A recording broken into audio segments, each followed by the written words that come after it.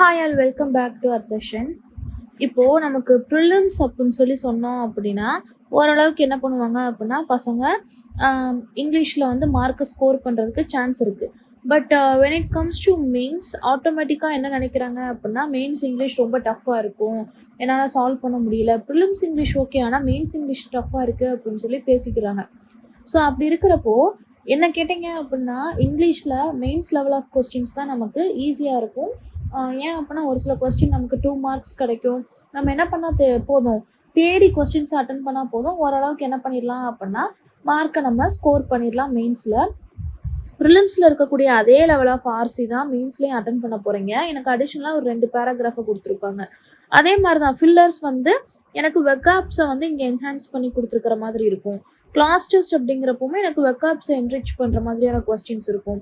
So same concept தான், வேறு எதையுமே நீங்கள் படிக்க போகிறதில்ல. அடிஷ்னலாக எனக்கு வேர்ட்ஸோட லெவல் மட்டும் கொஞ்சம் அதிகப்படுத்தி கொடுத்த மாதிரி இருக்கும். ஸோ இங்கே வந்து உங்களோட வெக்காப்ஸ் வந்து மேட்டர்ஸ், சரிங்களா?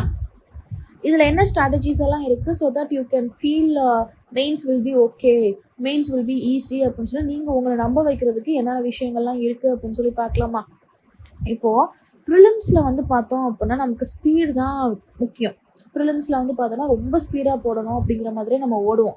ஆனால் mains when it comes to mains not only for English, எல்லா சப்ஜெக்ட்டுமே குவான்ஸாக இருக்கட்டும், ரீசனிங்காக இருக்கட்டும், apart from speed you should also know about comprehension, analysis and application. கரெக்டாக உங்களுக்கு அதை புரிஞ்சுக்க தெரியணும். காம்ப்ரிஹென்ஷன் ரொம்ப இம்பார்ட்டண்ட். அடுத்து பார்த்தோம் அப்படின்னா அனலைஸ் பண்ண தெரியணும். சாய்ஸ் ஆஃப் கொஸ்டின், இதை அட்டென்ட் பண்ணால் கரெக்டாக இருக்குமா, இதை கெஸ் பண்ண தெரியுதா அப்படின்னு சொல்லி அனலைஸ் பண்ண தெரிஞ்சிருக்கணும் உங்களுக்கு. மோரோவர் அப்ளிகேஷன் ஆஃப் திங்ஸ், ஓகேவா? மோஸ்ட்லி மெயின்ஸ் வந்து எனக்கு எப்படி இருக்கும் அப்படின்னா டைரக்ட் கொஸ்டின்ஸ் இல்லாமல் எல்லாமே எப்படி இருக்கும், எனக்கு பயங்கர இன்டைரக்டாக இருக்கும். So that most of the students are feeling like mains is more tough than prelims, but still if you know the correct practice of application அப்படின்னா means will be very easy while compared with the prelims. சரிங்களா? எப்படி கிளரிக்கலை விட PO ஈஸின்னு சொல்கிறாங்களோ அதே மாதிரி தான் ப்ரிலிம்ஸை விட mains எனக்கு ஈஸி. பட் எப்போ அப்படின்னா you know every thing about comprehension, analysis and application. உங்களுக்கு எது வரும் அப்படிங்கிறது உங்களுக்கு நல்லா தெரிஞ்சிருச்சு அப்படின்னா மெயின்ஸ் எனக்கு எப்படின்னா ரொம்ப கஷ்டப்பட தேவை கிடையாது. சரிங்களா? ப்ரிலிம்ஸில் படிக்கிற அதே விஷயங்கள் தான் மெயின்ஸில் படிக்க போகிறீங்க. பட் எனக்கு என்ன ஆக போகுது அப்படின்னா இன்னும் கொஞ்சம் இன்டெப்த்தாக உள்ளே போகிற மாதிரி இருக்கும். ஒரு சிலருக்கு நான் மெயின்ஸ் ஈஸின்னு சொல்கிறத கேட்குறப்போ கோவம் வரலாம், என்னடா இவ இப்படி பேசுகிறா அப்படின்னு சொல்லிட்டு. பட் ஸ்டில் ஃபேக்ட் அதுதான். நீங்கள் வந்து பயங்கரமான உழைப்பை போட்டுக்கிட்டு இருக்கீங்க. அதை கரெக்டாக போட்டோம், ஒரு சில விஷயங்களை மட்டும் அவாய்ட் பண்ணிவிட்டு ஒரு சில விஷயத்தில் ஃபோக்கஸ் பண்ணோம் அப்படின்னா அதுக்கான ரிசல்ட் பயங்கரமாக கிடைக்கும். சரிங்களா? ஸோ என்னன்னு சொல்லி பாருங்கள். அதாவது எனக்கு எப்படி இருக்கும் அப்படின்னா இங்கிலீஷில் மெயின்ஸ் எனக்கு லாங் பேசேஜஸ் தான் இருக்கும். அதை ரீட் பண்ணி புரிஞ்சுக்கிற மாதிரியெல்லாம் இருக்காது. கண்டிப்பாக எப்படி தான் இருக்க போகுது அப்படின்னா லாங் பேசேஜஸை தான் இருக்க போகுது. நான் தான் உட்காந்து வாசிக்க போகிறேன், அதை நான் படிக்க போகிறேன். அப்போது உங்களுக்கு லாங் பேசேஜஸ் அப்படிங்கிறப்போ எடிட்டோரியல் அப்படிங்கிற ஒரு விஷயத்த நீங்கள் ஒரு 1 இயர் ப்ராக்டிஸ் பண்ணியிருந்தீங்க. யாருமே குறைஞ்சபட்சம் 1 இயருக்கு குறைவாலாம் எக்ஸாம்ஸ் அட்டன் பண்ணுறது கிடையாது. 1 இயராவது நீங்கள் அட்லீஸ்ட் ப்ரிப்பேர் பண்ணிக்கிட்டு தான் இருக்கிறீங்க, அதான் ஃபேக்ட். அப்போ அந்த எடிட்டோரியலை நீங்கள் ஃப்ரம் த வெரி டே 1 அந்த 1 இயர் நீங்கள் ப்ரிப்பேர் பண்ணியிருந்தீங்க, வாசித்து பார்த்துருந்தீங்க அப்படின்னா மெயின்ஸ் பேசேஜ் எனக்கு ஈஸியாக இருக்க போகுது. இந்த இடத்துல நம்ம தப்பு பண்ண போய் தான் எனக்கு இந்த இடம் வந்து என்ன ஆகுது அப்படின்னா அடி வாங்குது. கரெக்டாக? அப்போது லாங் பேசேஜஸ் தான் எனக்கு கொஸ்டின் பேப்பரில் இருக்க போகுது. நான் அதை வாசிக்க போகிறேன், புரிஞ்சுக்க ட்ரை பண்ண போகிறேன். எடிட்டோரியல் இந்த இடத்துல எனக்கு கண்டிப்பான முறையில், நியூஸ் பேப்பர் கண்டிப்பான முறையில் இம்பார்ட்டண்ட்டான ரோலை ப்ளே பண்ணுது. எதனால இங்கே நான் வாசித்து பார்த்து எனக்கு புரிஞ்சுக்க கற்றுக்கிட்டேன் அப்படின்னா இந்த பேசேஜ் எல்லாம் எனக்கு எப்படி இருக்க போகுது, பயங்கர சிம்பிளாக இருக்க போகுது. கரெக்டாக? அப்போ இந்த இடத்துல நம்ம தப்பு பண்ணால் இந்த இடத்துல நம்ம அடி வாங்குவோம். அடுத்து பார்த்தோம் அப்படின்னா கிராமர் எனக்கு எப்படி இருக்கும் அப்படின்னா கொஞ்சம் ட்ரிக்கியாக தான் எனக்கு கேட்பாங்க. இதையும் நான் மைண்டில் என்ன பண்ணிக்க போகிறேன், ஃபிக்ஸ் பண்ணிக்க போகிறேன். சரிங்களா? அடுத்து கொஸ்டின்ஸ் வந்து எனக்கு ஆர்சியில் வந்து டைரக்ட் கொஸ்டின்ஸ் இல்லாமல் மோஸ்ட் ஆஃப் த கொஸ்டின்ஸ் எனக்கு எப்படி இருக்க போகுது, இன்ஃபரன்ஸ் பேஸ்டு கொஸ்டின்ஸாக இருக்க போகுது. அப்போ இன்ஃபரன்ஸ் அப்படிங்கிறப்போ we should always think from author's point of view. நான் என்ன யோசிக்கிறேன் அப்படிங்கிறத தாண்டி அந்த பர்டிகுலர் லைனில் பர்டிகுலர் பேசேஜில் ஆத்தர் என்ன சொல்லியிருக்கிறாரு அப்படிங்கிறது தான் நான் என்ன பண்ண போகிறேன் அப்படின்னா பார்க்க போகிறேன். ஸோ கொஸ்டின்ஸ் எனக்கு எப்படி இருக்க போகுது, இன்ஃபரன்ஸ் பாயிண்ட் ஆஃப் வியூவில் இருக்க போகுது. ஸோ இதுவுமே எனக்கு நான் நியூஸ் பேப்பரை படிச்சிருந்தேன் அப்படின்னா இந்த ஒரு ஸ்கில் என்ன இருக்கும், ஆட்டோமேட்டிக்காக இன்பில்டாகவே உங்களுக்கு அது வளர்ந்துருக்கும். சரிங்களா? அடுத்து பாருங்க, வெக்காப் வந்து எனக்கு எப்படி இருக்கும் அப்படின்னா, ஃபார் ஷுர் 100% டஃப்பாக தான் இருக்கும். அதில் எந்த ஒரு டவுட்டுமே கிடையாது.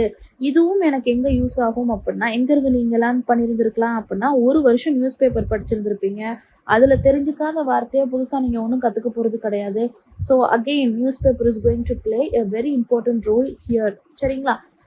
இதில் வந்து பார்த்தோன்னா, நீங்கள் எவ்வளோ நம்பர் ஆஃப் கொஸ்டின்ஸ் அட்டன் பண்ணுறீங்க அப்படிங்கிறத தாண்டி, நம்பர் ஆஃப் கொஸ்டின்ஸ் நீங்கள் அட்டன் பண்ணுறத தாண்டி, எது எனக்கு ரொம்ப முக்கியம் அப்படின்னா, அக்யூரசி மட்டும்தான் எனக்கு ரொம்ப முக்கியம். சரிங்களா? Accuracy matters more than your question attempt. ஓகேவா? இப்போ நீங்கள் 20 கொஸ்டின் அட்டன் பண்ணியிருந்தா கூட more then enough while you maintained 100% accuracy. புரிஞ்சுச்சா? அட்லீஸ்ட் நீங்கள் 80 to 90% அக்யூரஸியாவது என்ன பண்ணணும் அப்படின்னா மெயின்டைன் பண்ண கற்றுக்கணும். நான் ஒரு கொஸ்டின் அட்டன் பண்ணுவேன், அந்த கொஸ்டின் எனக்கு கரெக்டாக மட்டும்தான் இருக்கும். டவுட்டாக இருந்துச்சு அது தொடவே வேண்டாம். 40 கொஸ்டினில் 20 கொஸ்டின் அட்டன் பண்ணலாம்ல, அது நமக்கு எப்படி தான் இருக்க போகுது? ஈஸியாக தான் இருக்க போகுது. நீங்கள் 40 கொஸ்டினுக்கு 30+ போடணும்னு நினச்சி உள்ளே போகிறது தான் நமக்கு பண்ணுற ஃபஸ்ட்டு தப்பு. என்னோட அட்டெம்ப்டே 20 தான், பட் அந்த 20 வந்து எனக்கு எப்படி இருக்கும்? கரெக்டாக இருக்கும். அதில் நான் 90% வந்து அக்யூரஸியை மெயின்டைன் பண்ணிடுவேன். மோர் தென் எனஃப். இதை நீங்கள் ட்ரை பண்ணி பாருங்கள், மார்க் டெஸ்ட்டில் கண்டிப்பாக ஒர்க் அவுட் ஆகும். சரிங்களா? அடுத்து பார்த்தோம் அப்படின்னா, இப்போது செக்ஷனல் வைஸாக கொஞ்சம் பார்க்கலாமா? ஆர்சின்னு சொல்லி எடுத்துட்டோன்னா எனக்கு மெயின்ஸில் எப்படி இருக்குது? பயங்கர டஃப்பாக இருக்குதா? அப்போது என்ன கொடுக்குறாங்க எனக்கு? அட்லீஸ்ட் ஒரு 10 to 15 கொஸ்டின்ஸ் வரைக்கும் கவர் ஆகுதா? ஃபஸ்ட்டு நம்ம என்னெல்லாம் ஃபோக்கஸ் பண்ணணும் அப்படின்னு சொல்லி பார்த்தோம்னா, இன்ஃபரன்ஸ் ஏரியாவை நம்ம ஃபோக்கஸ் பண்ணணும். சரிங்களா? இன்ஃபரன்ஸ் ஏரியாவை ஃபோக்கஸ் பண்ணணும். டோனை ஃபோக்கஸ் பண்ணணும். சரிங்களா? அசம்ஷன்ஸை ஃபோக்கஸ் பண்ணணும்.